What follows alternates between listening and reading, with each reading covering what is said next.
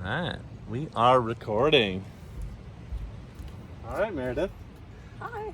Hi, Mary. So I always say Mary because it's M-E-R-E, but it's Mare. It's Mare. It's Mare. And Meredith Novack, and you are record holder, world record breaker on a couple levels, and you also were a top 5 champion even as a pre-teen when you're like 8, 9, 10. Talk 9, about 10, that. 11, 12. I used to be a sprint specialist, believe it or not. My best stroke was the 50-meter backstroke. 50-meter backstroke. Yes, Awesome. that really was my That's a tough one. best thing So by do you far. have to do a flip after No. 25, or was it a 50-meter It was pool? a 50-meter pool, Oh. straight shot. Nice. Just had to have a great start and you had to be good at all of it. Yeah. And where was this geographically? What state, so, what country? When I was 9, I was living in Florida, up Okay. in Jacksonville. Oh, nice. And, Love that place. yeah. Shout out to the DOS folks. Go Fletcher. And then my family moved to Hong Kong. So yeah, so I swam from the time I was after summer season, so 10 and a half until I was about 14. Okay. In Hong Kong, I swam for the Hong Kong Mantis. Wow. And I swam for the Barracudas with the Wright family. Wow. Yeah. So there what was was that like? What was Hong Kong like back in the? This was back when it was still part of UK, British. right? Yeah. Yeah. It was British. I loved it. Yeah. I really loved it. I think I was your typical kid that was obsessed with swimming. Yeah. And That was your life. Oh yeah. I used to wear my swim cap and goggles in the car. I was that kind of kid. That's awesome. And I used to, as around a 12-year-old, I used to take 3 or 4 buses to get swim practice. 3 or 4 buses. Yeah. Wow. We had an AMA. The AMA would join me after school. What's an AMA? An AMA, it's not really an American thing, but it's kind of like a live-in maid, like a live-in nanny type of thing. Like an au pair kind of thing, or I don't know. It's pretty unique to Hong Kong, in Asia. And so she would come with me, and we would take the 3 buses to go. That's great. So you didn't have to do it by yourself. Yeah. Well, yeah, I was 12. It probably wasn't a good idea. But it just shows that's the kind of drive and dedication I've had pretty much my whole life for this sport. Awesome. Wow. And so did you move out there because your dad had a job, or your mom? Yeah. They worked at the American Club of Hong Kong. My dad was the GM, and my mom was the tennis pro, the tennis director, I think. And, You got a lot of sports in your family. Yeah, I come from a family of tennis players. Wow. So they all play the tour. My mom was one of the first, she was the first lady on the women's tennis tour to have a baby. And that was me, and I used to go around to, I guess, all those tournaments. That's cool. Yeah. And those tournaments were where? All over my mom US, played or everything. She played the French Open, US Open. Wow. Yeah, my mom was Europe. amazing. Wow. She still is amazing. So you were traveling around the world just as a little kid. That's amazing. Pretty much since I was little. That's awesome. That was really awesome. And then, so you were in first in Florida, Jacksonville. Then you were in Hong Kong. Yes. And then what ended up getting you to Hawaii? Because it sounds like you spent the last 10 years. Well, I ended up back in high school in Jacksonville. Oh, okay. And I swam for Fletcher for high school season, and bowls for the USS part of the year, USA swimming part of the year. Back when Coach Troy was the head coach. And that's a story that we'll get into next time. Awesome. But let's see. My sister was number 1 in tennis in high school, and could go anywhere she wanted. Older sister or younger sister? My younger sister. Okay. So I went to school at Georgia Southern, and I got to go on my sister's recruiting trips. Oh, nice. And she went out to Hawaii and saw a few schools. Okay. And ended up picking Hawaii as the school she wanted to go to. And that was the first time. Is that University of Hawaii? University of Hawaii in Manoa. And that's in Oahu. Oahu. Yeah. And is it in Honolulu or outside? Yeah, it's outskirts. It's called Manoa, but it's right behind Honolulu. Okay. It's in that same area. Yeah.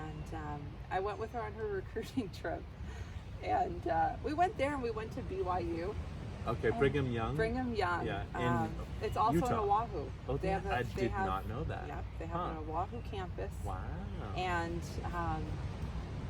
you know, we're somewhat conservative, but didn't realize that there was a dress code. Wow. So at BYU. Yeah. And so on Sunday, we were invited to go to the cafeteria. Yeah. And walked in there, we had little dresses on, and it just raised a few eyebrows. Because what, you were showing your we shoulder? were showing shoulders, and we didn't know that was not allowed. Really a Sunday thing. Wow. So that was pretty interesting. Yeah. But yeah, we loved it. My sister chose UH. I visited her a few times, and back then, UH used to have this humongous masters team. Like, I want to say over 200 swimmers easy, maybe 250. And Coach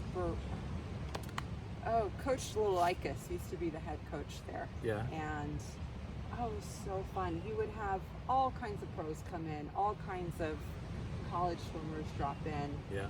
I mean, there was amazing energy. They would take up the entire 50-meter pool, plus sometimes the diving well. Wow. For evening practice. I mean, it was awesome, super awesome. That's very cool. Yep. So I just started going back and forth, and I got an opportunity about, I don't know, 10 plus years ago, maybe. Yeah. To live there. Nice. So I moved. Yeah. And then that started the whole Hawaii foray. Yeah. And that's where you broke some world records swimming the Maui Channel from Maui to Lanai and back, the double crossing. The real story is that, so I was a pro triathlete. Okay. And I was obsessed with triathlon, loved it, and did it from, probably until I was 20 until I was about 34. And when I retired at 34, because my goal had been to make the Olympics. Yep. And while I was top 30 in the U.S. in Olympic distance, I wasn't top 2. And it just got to that point where racing pro and racing around the world is expensive. Right. And there's a lot of pressure when you're on other people's dimes. Right. And I just wasn't sure that goal was going to happen. So I wanted to let go. And I went, okay, I'm going to move to Hawaii, and I sold all my bikes. I was sponsored by Javelin and then Hawk for years, and I sold them all, and I was like, I am going to be a surfer. Really? Yeah. So you went from I was like, I need something that doesn't have a clock or a watch, and I am just going to be a surfer. And surfing is like total zen, right? I guess. Like, I don't know. You didn't become a surfer? No, I tried. I moved to Hawaii in the fall, and it was a little chilly. Yep. I mean, I'm not a cold weather person. Most people in Hawaii don't swim much. Yeah. Like November, December, January, February. It's just not a thing. Similar here in Florida. Same. Southwest Florida. But I tried it a few times. Yep. It wasn't really clicking. It wasn't really my thing. Yep. And so what do? I jumped in master's practice at UH, and I met these world-class channel swimmers my first week. Wow. I met Bill Godding and Linda Kaiser. So talk a little bit about those two and what their accomplishments were, so that for people have context. So Linda has passed on, but she was a queen of Hawaii channel swimming. Wow. She's the only person, I think, or maybe the co-person to have done all of the channels in Hawaii. Wow. And how many are there? Okay, 7. 7? Okay, there are 6 that have been swum solo. Okay. And I think the 7th has been a relay. And she did all of them solo? She'd done all them 6? all. And also she'd been the first for some of them. Wow. That's awesome. Yeah, and she's like Diana. And her name again is? Linda Kaiser. Linda Kaiser. Okay, I gotta look her up. That you need good. to look her up. Yeah. And then, she was kind of in the same vein as Diana Nyad. Wow. Who just made all of these amazing goals and reached them probably 50 plus, 60 plus. Yeah. And that's awesome. How inspiring is that? Yeah. So I felt young. I was in, you know, I was getting into my late 30s, but gosh, I mean, I wasn't slowing down physically. Yeah. I think there's, you know, a big age myth. I think people like to put people in boxes and say, Sure. oh, the one that drives me crazy is let the youth do it. You know, Wow. just it's like you're supposed to just roll over and you know, let someone come along and beat you just because they're younger. And I think that's crazy. Right. I think people should deserve it. But, well, I just interviewed Anthony McCarley, and I'm going to be publishing his video pretty soon, and he did his Triple Crown in his 50s. Oh my gosh. Yes. Wow. So all of his like major swims are like 50 plus. Wow. Yeah. And he's doing like the Triple Crown of South America now. There's a movie about anyway. So there's oh, sorry. There was Linda Kaiser. Yeah, and then who's the gentleman? Bill Godding. Bill Godding. Okay, so talk about Bill. Oh, Bill.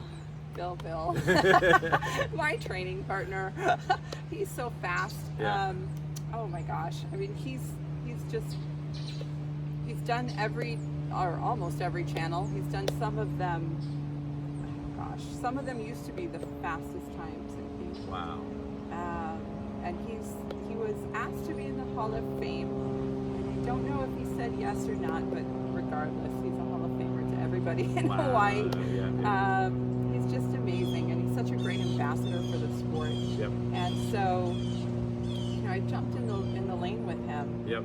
And he goes, you'd be a heck of a channel swimmer. And at that point, I really hadn't raced more than like 1 mile or 2.4. Okay. In the ocean. Yep. And I knew I could haul it. I knew I was good at it. Yep. But I mean, I'd never been so encouraged. And I wasn't sure. I really wasn't sure. So I was like, oh, he goes, think about it, you know, start looking up some swims. Yep. And I was like, okay, I was fired up. I got the Lynn Cox book. Okay. Swimming to Antarctica. Yes. That's and I thought, oh my God, I don't ever want to swim in cold water after I read that. Because I had been thinking that I was going to swim the English Channel. And yeah, that really was my first thought goal-wise. And after that book, I was like, oh, I do not want to swim the English Channel. Like, I watch all those videos on YouTube and Instagram with people that train cold and they're shivering, and to me that just looks terrible. Yeah. It's horrifying. Well, I do the totally cold swimming up in Vermont. Oh my gosh. Yeah, I don't know how you do it. I'm definitely a warm water swimmer. Yeah. And I'm sorry, I'm totally off track. No, that's cool. That's awesome. But yeah, I read the book and was like, okay, well, I know I don't want to do the English Channel now. Yep. Or at least not right now. Okay. And what do I want to do? Right. And then I started, I was, gosh, I'm right in front of Linda and Bill. Maybe I should see what they've done. Perfect. And I looked them up and I just admired them so much. I was like, okay, what can I do that will challenge me that I'm not sure that I can do? And the more I thought about it, the more the Maui Channel spoke to me. Because I knew I could do 10 miles. I've done pretty much 10 miles in a pool. Yep. I didn't know if I could go 20, but what intrigued me was the record, I think, was an 11:47 by this gentleman in California. And I kind of thought, I was like, gee, I think I can go faster. Yeah. You know, you don't know till you get out there, and sometimes people look at records in open water and they think, oh, they're so slow, you know, especially compared to pool swimming. Right. But it is a different beast, especially when you do a double. Right. Because you do not get the current. Yeah. Like, you're gonna have probably half of it against a current or more. Yep. It's a different mental challenge. One thing that I did in the training of it was I always thought that I gotta not even think about the first 10 miles. It's gotta be nothing. Like, I want to hit the 10-mile mark and then be fired up and be like, this is where it starts. That makes sense. So I think, I mean, that's the biggest thing you could do if you're training for a double, is just don't even think about the first half. Don't let it even be a factor. Right. Because so many people quit. Like, they don't talk about it a lot, but a lot of people fail at channel swimming. Right. A lot. I mean, I don't know if it's like 3/4 Yeah. but it's a lot. Yeah. So I know the English channel has a very low success rate, just especially because the conditions are so iffy. But I think some people are just not ready mentally for it. Right. Because you guys train so much. I mean, you should be able to do it, but sometimes you just got to get your focus where it needs to be. Yeah. So a lot of people, they turn around and then they go and then they're like in a doldrum for like an hour or two and then they give up. And it's like, no, you got to just like, that's got to be the best part of it. Right. Right. Definitely. Wow. Yeah. So from Hawaii, you went to Singapore, is that right? Or did you go somewhere else? Where did you go after Hawaii? Oh my gosh. I guess Hawaii's been a base for a good 10 years. Yeah. I've taken contract jobs. Yeah. So I coach swimming. I coach club, I coach college, I coach masters. I was blessed to be a volunteer assistant at UH for a while. And UH is at University of Hawaii. Oh, Hawaii, okay, yeah. But I mean, look, you got to support yourself. Yeah. So every now and then I would get a contract, Yep. and I would go, okay, that looks fantastic. Let's Yep. go do it. Sports. You know, a lot of people ask, why do you travel so much? Yep. And it's just not. You know, I wish that I had a resume that read pretty, you know, but mine's like a Monet or a Van Gogh. It's just, you know, I wouldn't change it for the world because the experiences that I've had and the places that I've got to travel are amazing. Yep. The opportunities that I've had just because I've said yes and done it. Yep. But a lot of it was financially motivated. Like, I have to keep a roof over my head. I'm single. I've never depended on other people. Yep. And that might surprise people, but it's true. And yeah, it's tough out there, especially for female coaches. Right. And I don't, you know, it's hard. I don't want to be exactly the poster child for the issue. Yeah. But at the elite level of coaching, I mean, I'll tell you, I was at nationals in Singapore, you know, 100 coaches on deck in the evening at finals, and maybe 2 or 3 of us were women. Wow. And that's the norm. Yeah, I mean, yeah. I've been to NCAAs. Right. It's gotten a tiny bit better, but we're talking, oh please. I Yeah. mean, at elite level, probably less than 10% are female. At Wow. a college D1 level, Yeah. 20% max Really? at the schools that are going Huh. to nationals. Yep. You know, I don't know the statistics, but I'm guessing less than 5% had coaches at Wow. like D1 nationals. Yeah. So yeah, it's shocking. I mean, honestly, it made me really upset the last few years, and I've just kind of stopped. Like, I'm trying to just take people and take opportunities that want me and see the value in me instead of being so upset and trying to change the system. Yep. Because it's you know, it's what's going on in the world right now. Yeah. There's a company called Parity Now that Okay. I've partnered with. Yeah. And you know, they're trying to help pro female athletes make more money in the sport, get more Awesome. opportunity, just because I don't think most people know what an issue it is. Right. But it really is.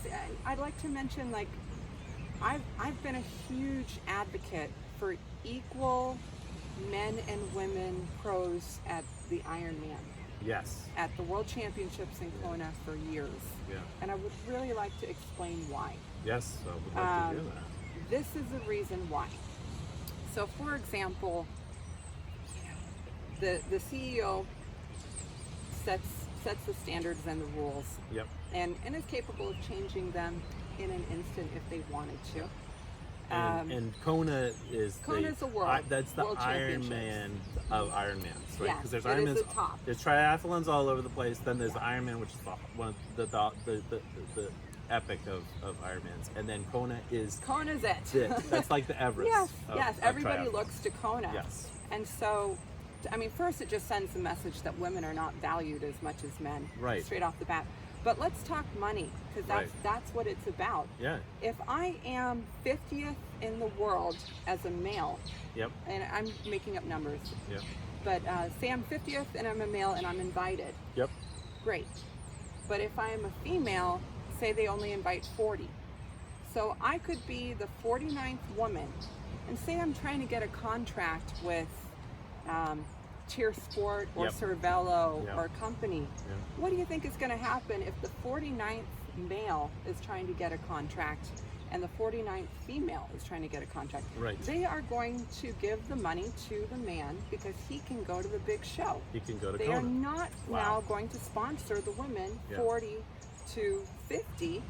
It affects our bottom line. Not to mention that women in the past have had to race more, which costs us more money to get to the same starting line. Wow. So there's a lot of things money working against women. That's systematic in the system. And you know, I hear all the arguments, and trust me, I can tell you why they are just ridiculous. Women should be valued for who they are. We shouldn't have to be the same as men. We shouldn't have to have equal numbers as the men. It's just different. Women are women, men are men. Let's celebrate them and let's treat them equally. Yes. I like that. That's awesome. Equality. I like it. I like it. Well, let's stop now. And then what we're going to do is, this is just a test run, but if it's good, we'll maybe publish it. And then tomorrow we'll do another interview where we'll go into more about what you want to talk about, which is like training. Yes, training. Woo! Awesome. Open water swim training and competitive swim training specifically. Excellent. So that's the topic for tomorrow. Yay. Bye, guys. Thank you.